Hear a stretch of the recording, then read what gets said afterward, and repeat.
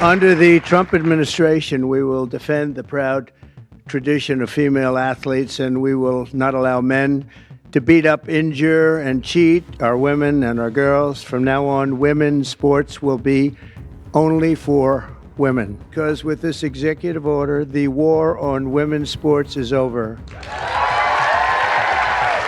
The sports world just got hit with an earthquake, and the aftershocks are already rattling the WNBA. Donald Trump has officially dropped the hammer, a sweeping executive order banning all transgender athletes from competing in women's sports nationwide. No loopholes, no grace period, no "we'll review in 6 months." Done. Over. Kaput. And right in the middle of this political storm, Brittney Griner, one of the most outspoken voices in the league for transgender inclusion, suddenly finding herself in a pressure cooker where every word, every statement, and every Instagram post is about to be dissected under a national spotlight. California school board votes to ban trans athletes from girls' sports amid state's lawsuit with Trump.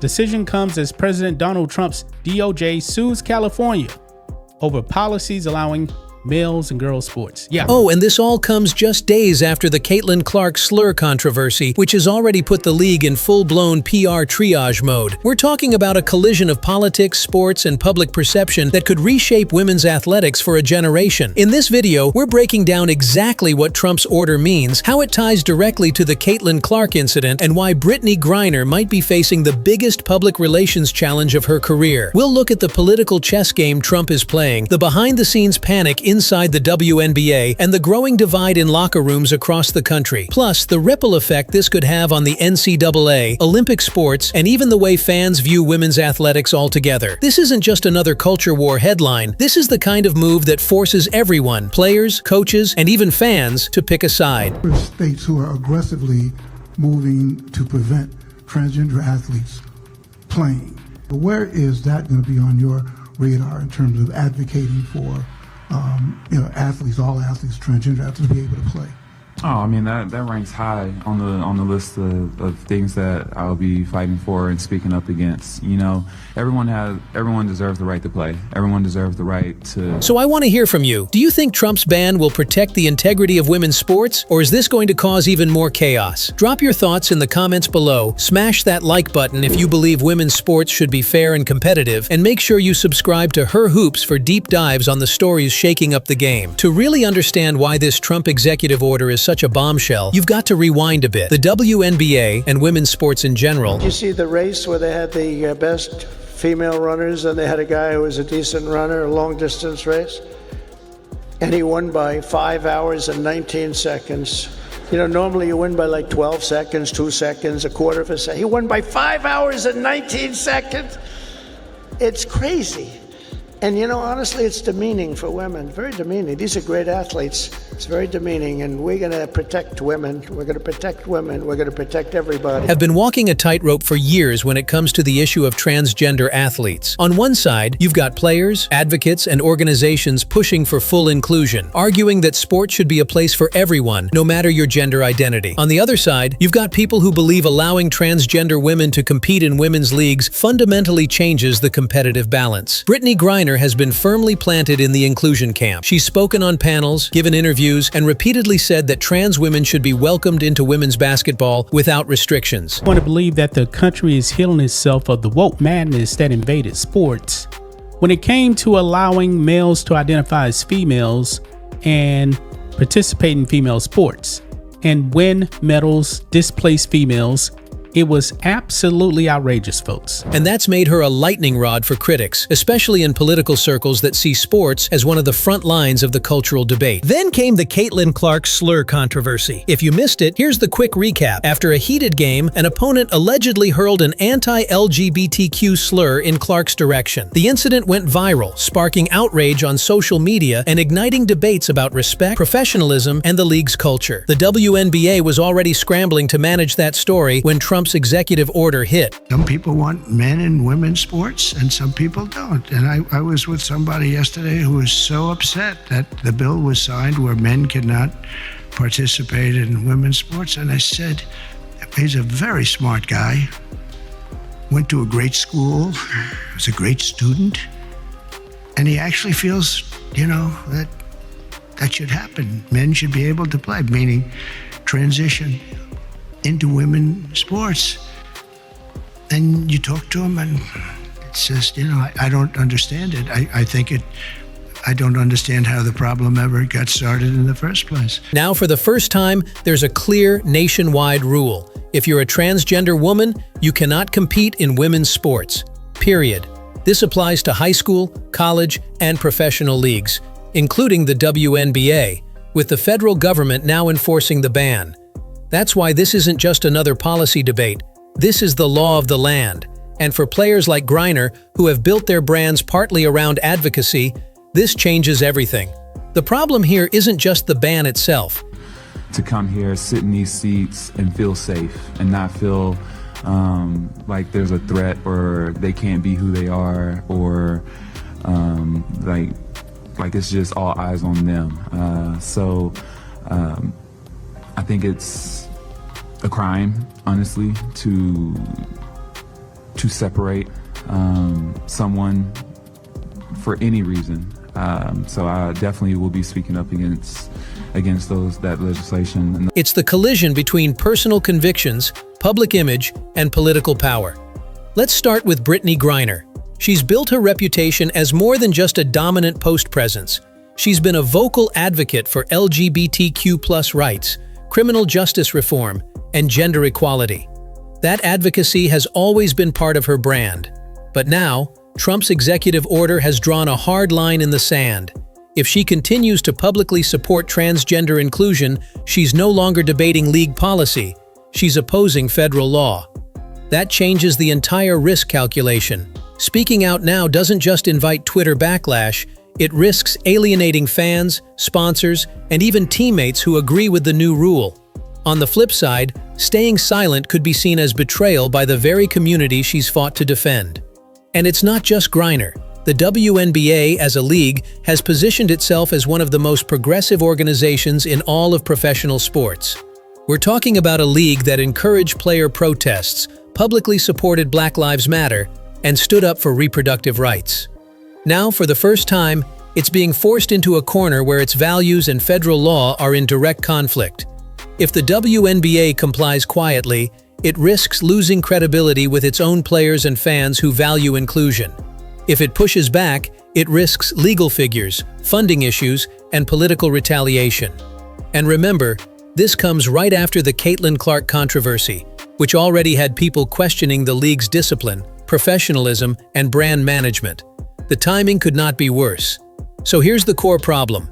Do the league and its stars take a stand and risk a political firestorm? Or do they adapt to the new rules and risk looking like they abandoned their principles? If the WNBA gets this wrong, the fallout could be brutal, and not just for Brittney Griner. First, let's talk fan base.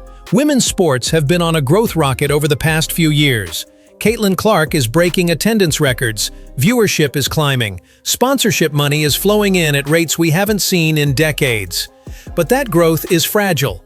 A messy, high-profile political fight could split the audience right down the middle, especially if the league is painted as too political or too out of touch by mainstream media.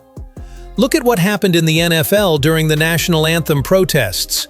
The league took a stand, or tried to, but lost a chunk of its audience for years. Some never came back. In a smaller league like the WNBA, losing even 10% of fans could mean empty seats, reduced TV coverage, and shrinking sponsorship deals. Second, sponsors. The WNBA depends heavily on corporate partnerships, companies that want to be seen as socially responsible, but not controversial enough to alienate their customer base. If the league defies a federal order, some sponsors will cheer, others will quietly pull funding, and if the league follows the order, the opposite happens. Progressive sponsors and advocacy groups could walk away. Third, player unity. Locker rooms are not monoliths. You've got players who believe strongly in inclusion and others who believe just as strongly in preserving traditional definitions of women's sports. If this turns into an us versus them debate inside teams, we could see chemistry implode, trade demands spike, and rivalries get uglier than we've ever seen. And finally, public perception. The WNBA has worked hard to brand itself as the league that stands for something, the league with courage. But here's the truth. If they fumble this, they could be remembered not for their basketball, not for their trailblazing, but for how they mishandled one of the most divisive sports controversies in modern history. The stakes aren't just high, they're career-defining, and history shows us, once a league's reputation cracks, it's almost impossible to glue it back together. The WNBA isn't making this decision in a vacuum. There are rival leagues, governing bodies, and political forces all circling, each with their own agendas. Option 1. Comply quietly. The safest route legally. The league could say, federal law is federal law. Implement the ban and move on. Problem is, this alienates a huge portion of the WNBA's player base and fan community. The same people who've carried the league through decades of underfunding and disrespect. It would be seen as a betrayal of the league's identity. Option 2. Publicly oppose and fight. The boldest move. This would mean holding press conferences, filing lawsuits, and maybe even refusing to comply.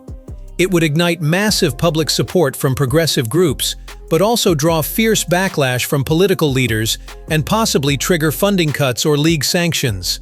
Option 3. The middle ground. Try to find a compromise, maybe a separate open division or some policy language that technically follows the law but still signals solidarity with trans athletes. This is the PR tightrope, enough to show values but not enough to violate the executive order outright. But in reality, compromise often satisfies no one. Now let's talk rivals. The NBA, the W's big brother, will be watching closely.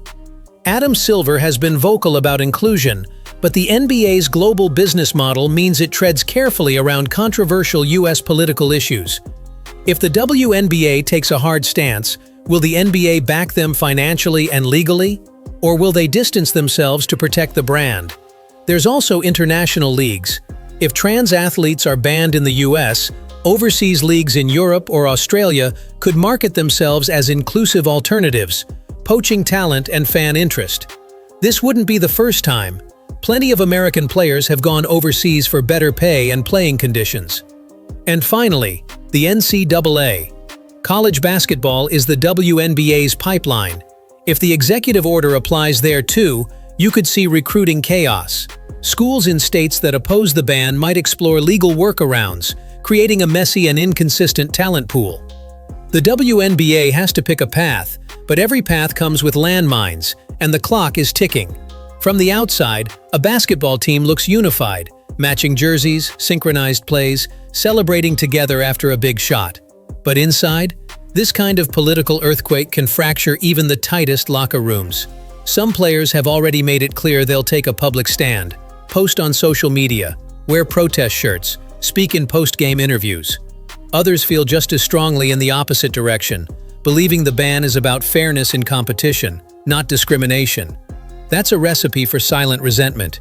You start seeing it in subtle ways: a missed high five after a timeout, a player skipping a voluntary shoot-around, whispers in the training room. And when the season gets tough, those small cracks become chasms. Coaches are stuck in the middle. They want to keep everyone focused on basketball, but they can't ignore the fact that their star forward and their starting point guard might be on opposite sides of a national political fight.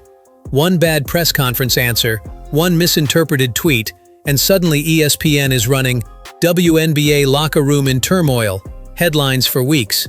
And then there's Brittney Griner herself. As a leader and face of the league, she can't disappear from the conversation. But being that vocal lightning rod comes with emotional weight. The constant interviews, the social media firestorms, the feeling that every word you say could define your career. These aren't just policy debates, they're personal. They involve identity, morality, and the future of the sport. And when those stakes get mixed into the team environment, the tension isn't just on the scoreboard. It's in every practice, every film session, every bus ride. Future number 1. The WNBA becomes the face of resistance. They openly challenge the executive order, rally global support, and position themselves as the league that stood for its values no matter the cost. This could spark unprecedented attention, attract socially conscious sponsors, and inspire the next generation of athletes. But it could also trigger political retaliation, legal battles, and years of financial instability. Future number 2. Quiet compliance, public fallout. The league follows the law with minimal fanfare, hoping the storm passes. In the short term, they avoid fines and lawsuits. In the long term, they risk losing their most loyal fan base and being seen as abandoning their identity. Future number 3. The compromise that satisfies no one. They implement an open category or other workaround that technically follows the law but tries to maintain inclusivity. The danger here? Both sides might see it as cowardice, a half measure that lacks conviction.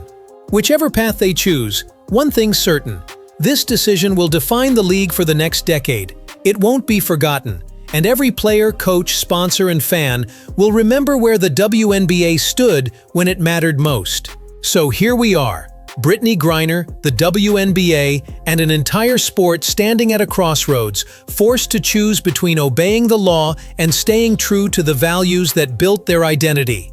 This isn't just about basketball. It's about who gets to belong, whose voices get heard, and what it really means to lead when the cost of leadership is high. Now I want to hear from you. If you were in the WNBA's shoes, what would you do? Fight back against the executive order no matter the consequences, or comply quietly and try to protect the league's survival? Drop your thoughts in the comments, hit that like button if you found this breakdown valuable, and make sure you're subscribed to Her Hoops so you don't miss our next deep dive. Because this isn't the last time sports and politics will collide, and when it happens again, we'll be right here, breaking it down for you.